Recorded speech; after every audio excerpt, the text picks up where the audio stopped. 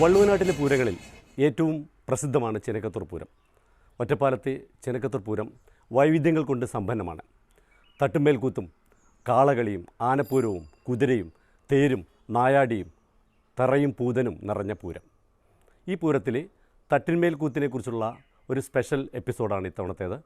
എല്ലാവർക്കും വെർസറ്റൈൽ വള്ളുവനാടൻസിൻ്റെ പുതിയൊരു വ്ളോഗിലേക്ക് സ്വാഗതം.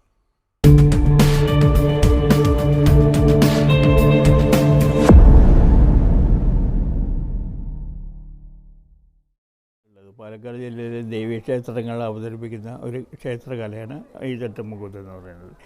തട്ടുമുക്കൂത്ത് 4 പേര് അവതരിപ്പിക്കുന്നുണ്ട്, 2 പേര് അവതരിപ്പിക്കുന്നുണ്ട്, ഒറ്റയ്ക്ക് എങ്ങനെയല്ല അവതരിപ്പിക്കുക. അതൊരു വൃത്തിയില്ലാത്ത കളിയായി ഇപ്പോൾ. അപ്പോൾ ഞങ്ങളുടെ ഇവിടെ നാലാളാണ് അവതരിപ്പിക്കുന്നത്. 4 ആളെന്ന് പറഞ്ഞാൽ 4 കുടുംബക്കാർ.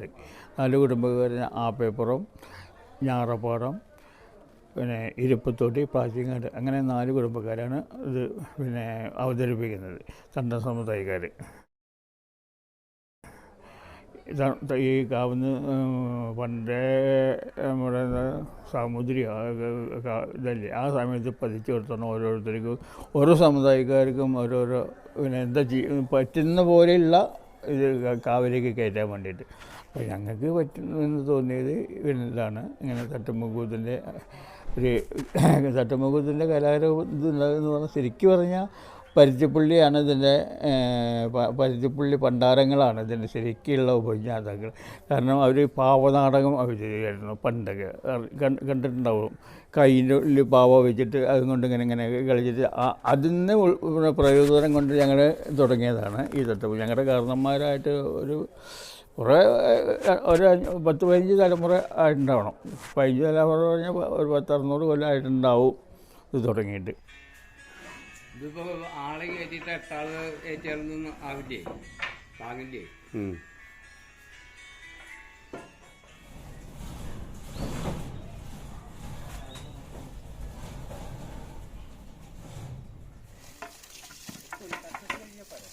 ആ ബാക്ക് ഭാഗം വെക്കണ്ടേ കൂട്ടിയിട്ട്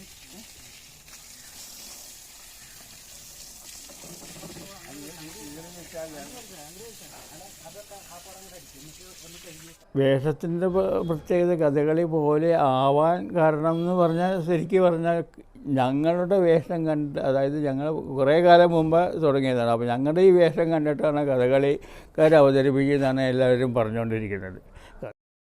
ഈ പാട്ടോ അല്ലെങ്കിൽ ഇതൊന്നും പുറത്തേക്ക് വരില്ല, ഒന്നുമില്ല. വെറും മുദ്രകൾ മാത്രമേ അവതരിപ്പിക്കുള്ളൂ. കൈകൊണ്ടും കാലുകൊണ്ടും ഉള്ള ഇത്. കഥകളിയുടെ ഇതുണ്ടല്ലോ, ചവിട്ടുകളും സ്റ്റെപ്പുകളും ഏകദേശം അതേ തന്നെയാണ് വരുന്നത്. കഥകളി വ്യത്യാസം എന്ന് പറഞ്ഞാൽ, കഥകളി പാട്ടിലൂടെയാണ് ഇത് അവതരിപ്പിക്കുന്നത്.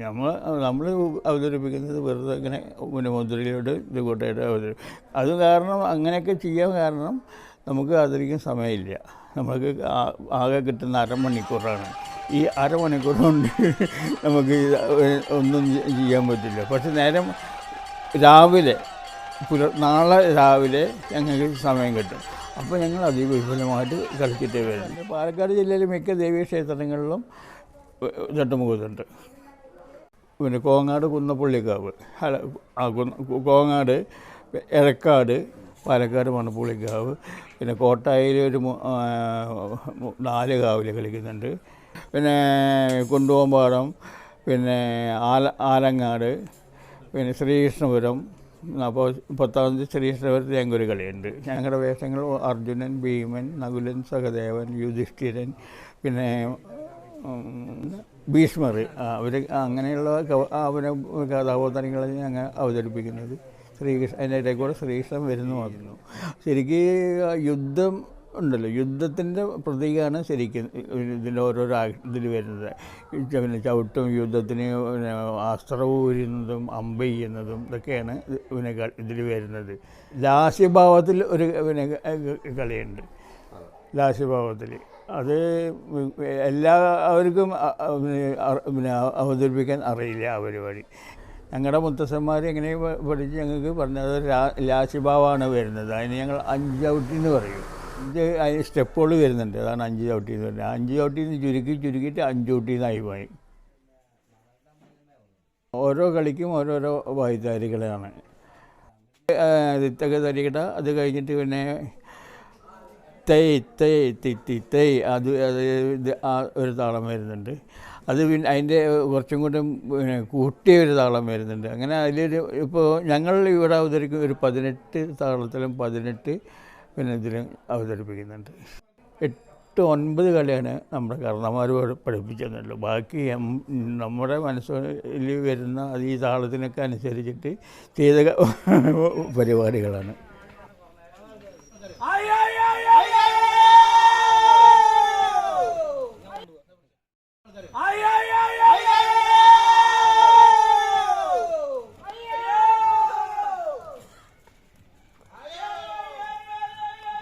എൻ്റെ ഗുരുസ്ഥാനി എന്ന് പറയുന്നത് നമ്മുടെ തറവാട്ടിലൊരു നാണുവൈദ്യർ എന്ന് പറഞ്ഞിട്ടൊരു ആശാണ്ടായിരുന്നു.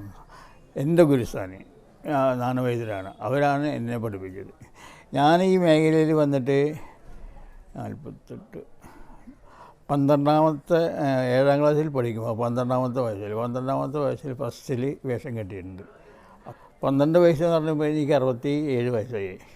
അപ്പോൾ 55 കൊല്ലമായി. 55 കൊല്ലമായിട്ട് തുടച്ചിട്ടുണ്ട്. ഇപ്പോൾ ഈ നേതൃസ്ഥാനം ഏറ്റിട്ട് 48 കൊല്ലമായി.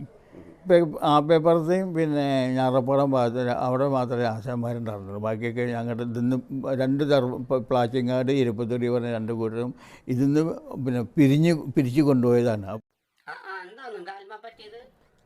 അത് ലേശം ഒന്ന് തീപൊള്ളിയതാണ്. 2 കാലം നടക്കാൻ പറ്റാതെ അങ്ങനെ ഇരിക്കുക. അതാണ് ഇവിടെ ഇതായിട്ട് ഇതാവുന്നതേ.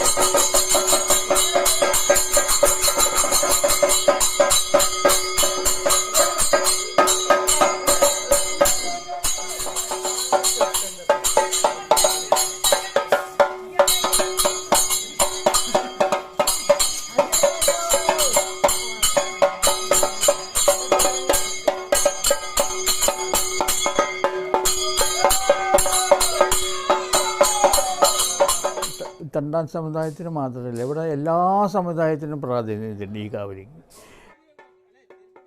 നമ്പൂതിരിമാർക്ക് ആനപ്പൂരം, നായന്മാർക്കുള്ളതാണ് ഈ കുതിരകളി ഇതൊക്കെ വരുന്നത്. മുതലിയർ സമുദായക്കാർക്ക് തേര്, ഞങ്ങൾക്ക് പിന്നെ തട്ടന്മേക്കുത്ത്, മണ്ണ സമുദായക്കാർക്ക് പൂതൻ, പിന്നെ പാണ സമുദായക്കാർക്ക് വെള്ളാട്ട്, പിന്നെ ഈ ഇതുണ്ട് എന്താ പറയുക, നമ്മൾ പണ്ട് ചെറുമക്കൾ എന്ന് പറയില്ലേ, അവർക്ക് കാള. അങ്ങനെ കാളകളി അവരുടെ കുത്തകയാണ്. അങ്ങനെ ഓരോ സമുദായത്തിനും പ്രാതിനിധ്യമുള്ള കാവാണ് ചെനക്കുതിര കാവ്. പരുത്തിപ്പുള്ളി പണ്ടാരങ്ങളാണ് ഞങ്ങൾക്ക് ശരിക്കുള്ള വേഷം തന്നിരുന്നത്. അവരത് ഇപ്പോഴും ആ വേഷങ്ങൾ സ്റ്റോക്കുണ്ട്. അത് ഞങ്ങൾ അവരിൽ നിന്ന് പിന്നെ വാടകയ്ക്ക് എടുത്തിട്ട് കൊണ്ടുവരാറുണ്ട്. പക്ഷേ ഇപ്പോൾ അത് ഒരുപാട് പഴക്കമുണ്ടാവുകൊണ്ട് അത് പിന്നെ ആൾക്കാരുടെ ഇടയിൽ പ്രദർശിപ്പിക്കാൻ പറ്റില്ല. അപ്പോൾ നമ്മൾ കൊല്ലം വാടകയ്ക്ക് കൊണ്ടുവരുന്നു കഥകളുടെ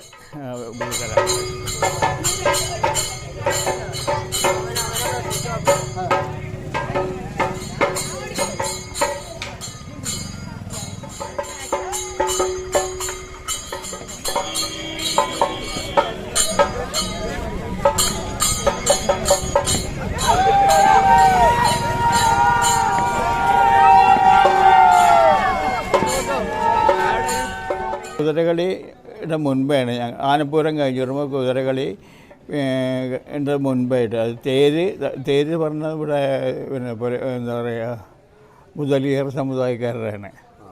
മുതലിയർ സമുദായക്കാർ തേര് കെട്ടുതേരില്ല, ആ കെട്ടുകാര് 2 സൈഡിൽ നിന്നിട്ടാണ് ഞങ്ങൾ കളിക്കുന്നത്. അപ്പോൾ അത് കാണാൻ തന്നെ ഒരു ഭംഗിയാണ്. അപ്പോൾ രാവിലെ ഞങ്ങളും പിന്നെ തേരും കൂടെ കളിച്ച് കഴിഞ്ഞിട്ടാണ് കുതിര ഇതൊക്കെ. ആദ്യം ആനപ്പൂരം പിരിഞ്ഞു പോകും. ആനപ്പൂരം പിരിഞ്ഞു പോകും, പിന്നെ ഞങ്ങളുടെ കളിയാണ് രാവിലെ വരുന്നത്, നാളെ രാവിലെ വരുന്നത്. മറ്റേ ഇന്നങ്ങനെയല്ല, ഇന്ന് കുതിരകളി, തേര് തട്ടുമ്പോൾ കുത്ത്, ഇതെല്ലാം കഴിഞ്ഞിട്ടാണ് ആനപ്പൂരം വരുള്ളൂ.